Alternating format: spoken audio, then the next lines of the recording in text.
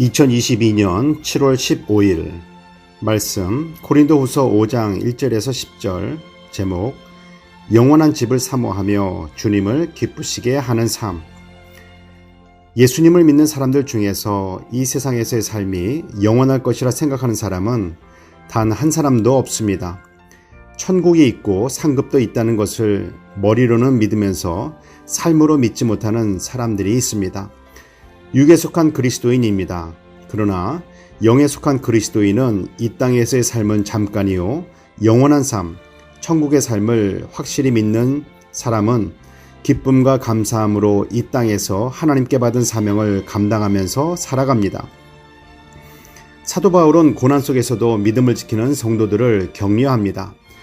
우리의 육신이 늙어져 세상을 떠날 날이 가까워지거나 젊은 나이 또는 어린 나이에라도 세상을 떠나는 것에 대해 슬퍼만 할 일이 아님은 이 세상에서의 우리의 삶이 끝나게 되면 하나님께서 준비해 주시는 영원한 집, 부활의 몸으로 하나님과 함께 살게 되기 때문입니다. 이 세상에서의 죽음을 향해 달려가는 몸과 영원히 죽지 아니할 영광의 몸 중에서 어떤 몸으로 사는 것이 더 복된 모습일까요? 둘 중 하나를 선택하라면 여러분은 어떤 삶을 선택하시겠습니까? 사도 바울처럼 영원한 영광의 몸으로 사는 것을 간절히 사모함이 맞습니다. 단순히 영원히 죽지 않고 근심 걱정이 없는 천국만을 사모하게 되면 이 땅에서의 삶을 중요하게 여기지 않을 수도 있습니다.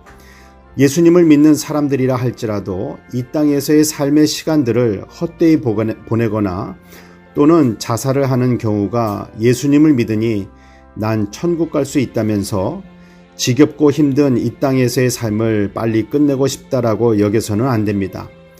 이 땅에서의 삶에 힘들어서 천국을 사모하는 모습은 잘못된 것입니다. 그리스도인은 하나님 아버지께서 예비하신 천국을 믿고 사모하기 때문에 이 땅에서 살아가는 동안에 믿음으로 말하고 믿음으로 행동하여 주님과 함께 동행하면서 예수님을 기쁘시게 하는 삶을 살아야 합니다. 이 땅에서의 삶을 정리하는 그날 주님의 심판대 앞에 서게 됩니다. 심판대 앞에 서서 시험을 보는 것이 아닙니다. 학생이 학교 다닐 때 시험을 봅니다. 연필로 답을 씁니다. 답을 쓰는 순간 맞고 틀림은 결정됩니다. 시험 시간이 끝나면 바꿀 수가 없습니다. 주님의 심판대 앞에 설 때는 이미 다 결정된 상태이며 바꿀 수도 없습니다. 그러나 만약 시험 시간이 아직 남아 있다면 내가 쓴 답을 바꿀 수 있을까요? 틀렸다고 생각하는 것을 맞는 답으로 바꾸어 쓸 수 있습니다. 지우개로 지우고 다시 답을 적으면 됩니다.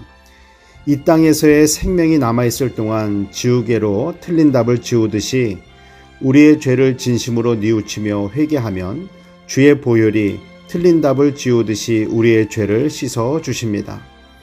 틀린 답을 지우고 정답을 쓰지 않는다면 점수를 받을 수 없고 정답을 써야만 점수를 받을 수 있습니다. 회개한 후에 정답을 쓰는 것처럼 주님과 동행하면서 하나님의 뜻에 합당한 삶을 살면 주님의 심판대 앞에서 정답에 대한 좋은 점수를 받을 수 있습니다. 주님 앞에 서는 그 날은 나의 인생의 점수를 확인하는 날입니다. 그날을 기쁨으로 기다릴 수 있는 사람은 시험 문제를 낸 출제자의 의도를 따라 올바른 정답을 쓰듯이 나를 향하신 하나님의 뜻에 따라 말씀 중심, 그리스도 중심으로 사는 사람입니다.